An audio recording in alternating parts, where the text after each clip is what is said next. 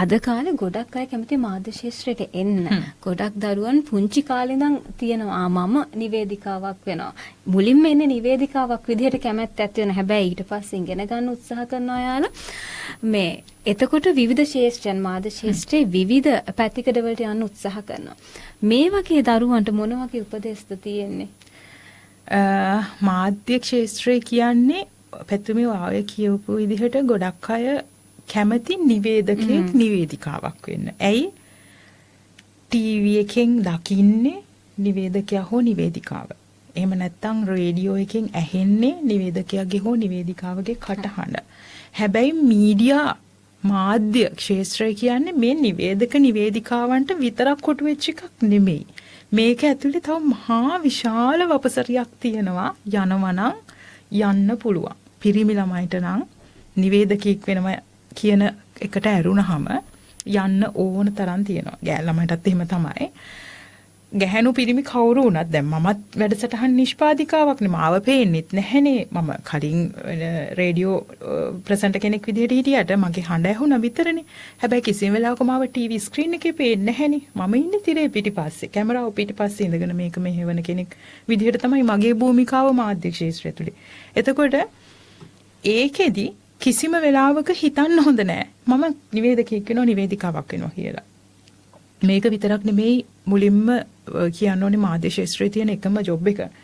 මේකට වඩා හරිම බලගතුයි මම නම් උගන්වනවා. මම මීඩියා කරන ළමයිට උගන්වන්නෙම ඔයාලා හිතන්න එපා කිසිම වෙලාවක මීඩියා වල ඉන්න බලගතුම චරිතෙ මේ ප්‍රසන්ටර් හෝ මේ ඔය නිවේදකයා නිවේදිකාව කියන කෙනා නෙමෙයි.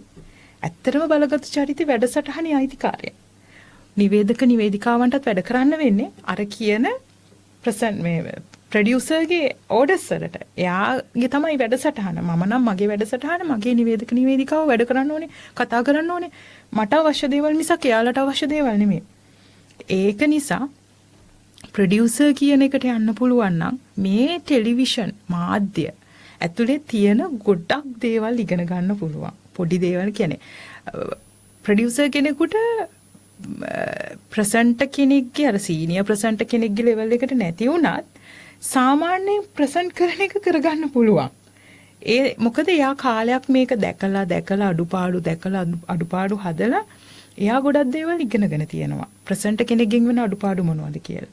සහ මේක හරියට ස්ටඩි කරන්න ඕනේ. මාධ්‍ය ක්ෂේත්‍රයට පිවිසෙන ඕනම කෙනෙක් මේක හරියට දන්නේ නැතුව පුළුවන් ප්‍රශ්නයක් නැහැ. පටන් ගන්න පුළුවන්. හැබැයි පටන් ගත්තට පස්සේ හැම දෙෙම ඉගෙන ගන්න ඕනේ. ඒ ඉගෙන ගන්න එක හරහා තමයි මේකේ අර සියලුම කොන් කියලා කියන්නේ අහුමුළු හැම තැනක්ම දැනගන්න පුළුවන් වෙන්නේ ඒකෙන්. සහ අපිට මීඩියා කරනවා නම් මේ ඇත්තටම සිංහල භාෂාවට විතරක් කොටු වෙලා ඉඳලා හරියන්නේ නැහැ. ටිකක් හරි කියන්නේ යම් තාක් දුරකට හරි ඉංග්‍රීසි කියන භාෂාව වැදගත් වෙනවා. මොකද මාධ්‍යත් එක්ක ඔයා ඉස්සරහට යනවා නම් අනිවාර්යයෙන්ම ඔයාට සිංහලත් එක්කම ඉංග්‍රීසි දැන් නැතුවම බැරි එකක් වෙලානේ තියෙන්නේ. හැබැයි මේකට අනිවාර්යයෙන්ම ඕනේ වෙනවා. ඊට පස්සේ තමයි මේ අපි නිරන්තරයෙන් මේ සතත අභ්‍යාසය කියන්නේ. අපි ප්‍රැක්ටිස් කරන්න ඕනේ. අපි පළපුරුද්ද හදා ගන්න ඕනේ. අපේ වටිනාකම හැදෙන්නේ අපි මේ කරන වැඩේ හරියට කරොත් විතරයි. අපි අපේ දැනුම වර්ධනය කර ගන්න ඕනේ. දැනුම කියන එකේ තේරුම මේ පොතපතට සීමා වෙච්ච දැනුම නෙමෙයි පැතුමේ. අපි දන්නවා දේශපාලනය, සමාජ, ආර්ථික, ඊට පස්සේ විනෝදාත්මක පැත්ත, ක්‍රීඩා මේ හැම දෙයක්ම මාධ්‍ය හරහා අපි දකිනවනේ. එතකොට මේ හැම අංශයක් ගැනම 100%ක් නෙමෙයි. නමුත් අපි එදිනෙදා අපේ රටේ මොකද වෙන්නේ? ලෝකේ මොකද වෙන්නේ? කියන එක ගැන දැනුවත් වෙන්න ඕනේ.